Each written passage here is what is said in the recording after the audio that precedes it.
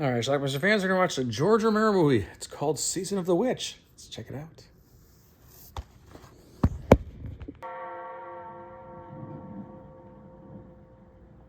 All right, the actress is Jan White. She plays Joan, and she's being plagued by a bunch of weird dreams. And this is one of them. Oh, by the way, I brought her pillow.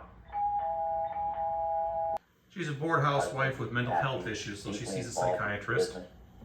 Feel isolated, uninvolved, feel imprisoned, trapped. But actually, the only person imprisoning Joni is Joan. So this is their daughter, Nikki. 19 Yeah, years but I old. didn't know, like, maybe you're worried because you hadn't been able to conceive or something was wrong, getting old or something. Her husband's on the road a lot with business. I know, I told you, we've talked about this before. One night at a cocktail party, No, really, I mean it. An honest-to-God witch. Shirley, No, I'm not joking either. The whole bell book and candle routine. She was weird. What do you mean, why? Actually do get involved. No, I don't know. she's thinking about getting involved in witchcraft. I've thought about it.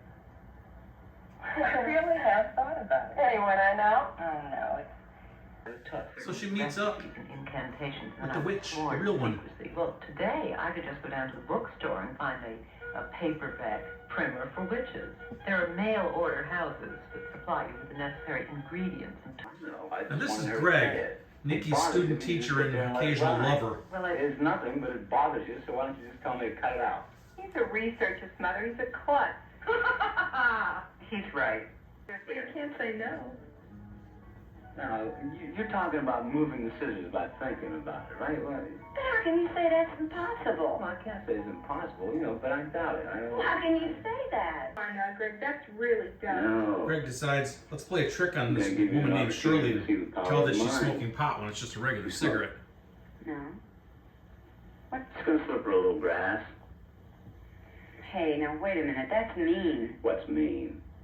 I mean, we're not really gonna do it, but She's already drunk, so feel it? Huh? Oh, really? she thinks she's feeling more when she's not. Feel it. I'm really getting high. What are your feelings about marijuana, Mrs. Randolph? Joan is kind of attracted to him, but she also argues with him. Know that. And don't tell me that you weren't with everything I was trying to do with her. No, I wasn't. Oh. It was cruel and insensitive and... When she goes home later, she hears Nikki and Greg doing it.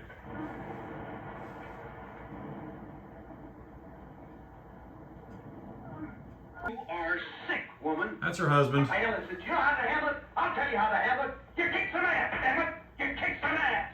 Not a nice man. Jesus Christ.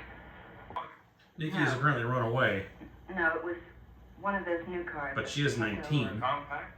A little one like that. It had a funny back. You didn't recognize it. You don't know any of your daughter's friends that have a car like that. Oh, I came She goes to back. visit Greg. I wanted to know if you knew where she is. No. Well, did she go to town? Is she in the city? I don't know. Well, didn't she say where she was going? What she...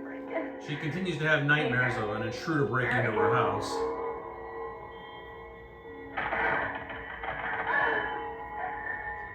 The intruder's wearing some sort of like Satan mask, and during the attack, she wakes up. The dream world's kind of carrying over. Anyway, she decides it's time to go shopping for witchy stuff while Donovan's Season of the Witch song plays. And right away, she tries a love spell on Greg. A mortal named Gregory Williamson. And it works. He comes over and they start an affair. This isn't going to be any kind of regular thing, you know?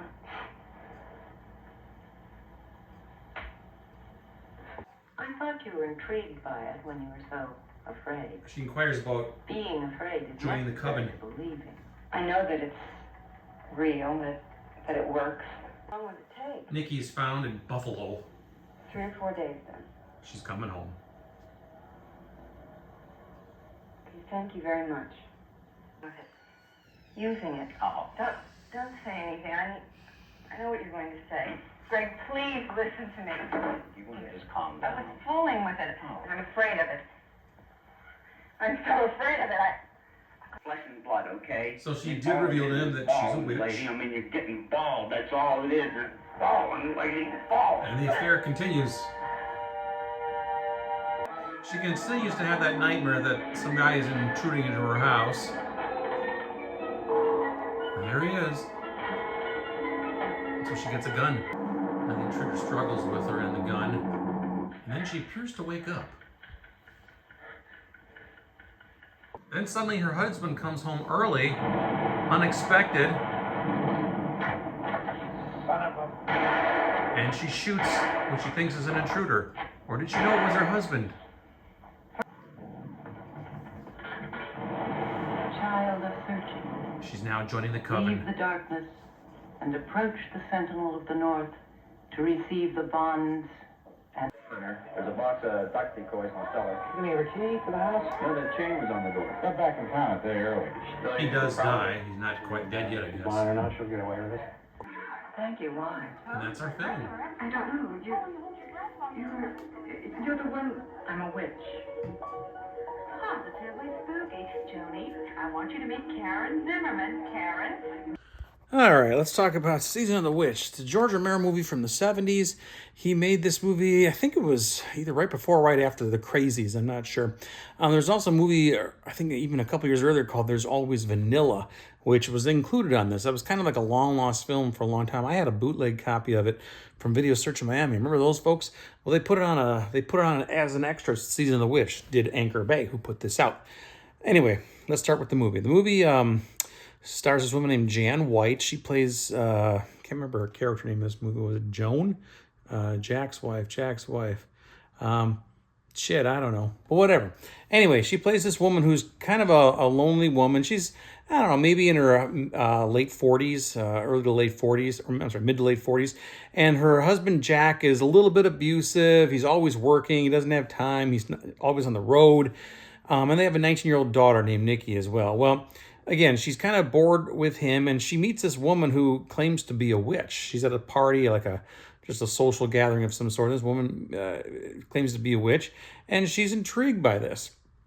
Later on, she's having another get together with her daughter. Her daughter's friend, who's a student teacher, who her daughter's having an affair with, actually, and a couple other people. And she, our main actress here, she kind of takes a fancy to Greg, even though she kind of thinks he's a dick, a little bit of an asshole. But he comes home later on and hears his daughter and Greg making love upstairs, and her daughter comes out later and finds her mother in a compromising position. She kind of freaks out. She takes off, and she's kind of a runaway at this point. Meanwhile, intrigued by that witch lady she met, she decides to buy her own book on witchcraft and learn up on it and this sort of thing. And, throughout this film also, I should just point out, she's having nightmares about an intruder coming into her house. And we see those nightmares played out. That intruder, by the way, is played by Bill Heinzman, I think is his name. He was that first first zombie in Night of the Living Dead, a George Romero movie. The one that was coming to get Barbara, that one. So anyway, she learns a few spells and incantations and does one. She does like a love spell for Greg to make Greg fall for her, and it works. So she's a real witch, I guess, at this point. Greg comes over. They end up having an affair for a while. She gets a call from Buffalo, New York. The police have found her daughter, and she's going to bring her back home in a couple of days, that sort of thing. Again, not a whole lot happens in this movie after a while, but she's kind of getting into this witch thing now, and she's continuing to have these weird nightmares about the intruder, and she grabs a shotgun. Now, we don't know if this is like in her dream or if this is real, but her husband comes home early, was peering in the windows, and she shot him. Now, I got the impression that she was awake and she was just trying to get rid of her husband at this point because she wanted to move on to her next life, so to speak. But it also could have been part of the dream sequence she had. The police seemed to assume that she was going to get away with it if she was guilty. They couldn't tell because it could have been an intruder she was shooting too. So she just didn't know. So she was going to get away without any charges filed against her. The last scene in the movie indicates that, yeah, she did go through a little trauma, and she introduces herself to this other woman as a witch. I'm a witch. And that's basically how our movie ends. So, Season of the Witch. Oh, yeah, just prior to that last scene, it was kind of interwoven with, we see her, she's inducted into the coven of witches. She had to stand naked for that and it's kind of silly, but whatever. But anyway, that's Season of the Witch. A couple little nude scenes thrown in here. This is kind of, I'll tell you about this film. I rented this back in maybe 1986, copied it from a video store, TNR Video in Two Rivers, Wisconsin. And I squished it onto a beta tape with 2 other movies, which I couldn't tell you what they are right now. But I remember watching it at the time, and I was excited because I knew George Romero from Night of the Living Dead, and I wanted to see it. And I was really kind of bored by this movie, and I didn't watch it again for years and years and years. When I first got the internet and dial-up service, AOL, America Online, back in, this was 1995, actually it was 1997 and 1998 when I was in an apartment, and I had my own AOL at that point, and AOL had something on there like kind of like forums, message boards, like pen pal areas and stuff like that. And there was an area in there about movies, and there was an area about horror movies. And I went in and I started reading a few things, comments by other people. And it must have been a George Romero forum that came up. And there was a brief discussion about Season of the Witch. Now, I kind of thought, probably nobody's seen this movie other than me, and I was bored by it. I was wrong about that, by the way. This was my first experience with fanboys of any kind. I went in there and expressed my feeling about Season of the Witch being a dull film, and I got trashed for it. People responded with hate, and again, I know the love people have for George Romero, and, I was picking on a George Romero film, so, heavens, couldn't do something like that. But anyway, that was my indoctrination into fanboy syndrome, which still exists today out in the world. So, but anyway, the movie actually, despite what I said back then, has kind of grown on me over the years. I've watched it a few more times, and in the right mood, in the right vibe, just turn the lights down, and you can enjoy this movie. It does have a kind of a weird, creepy vibe to it. Not a horror film by any means, but I've been converted. I like this movie now, and I didn't really care for There's Always Vanilla, so it's not a George Romero thing. I actually do kind of like this movie. Now, interesting, this movie, what I read online, there's a couple versions, a 90-minute version or 89-minute version and a 104-minute version. This runs 104 minutes, but the quality is not that great. And Anchor Bay even says at the beginning of this, it's just not that great, which is unexpected for an Anchor Bay film. Now, I did notice that it has since been released by Arrow, but that version says 90 minutes, or probably the 89-minute version. So what the hell? It sounds like, for a little bit more I read, that this was a restored version. The whole film was lost forever, but this is a restored version, but the original version is just gone, so all they're left is with this print.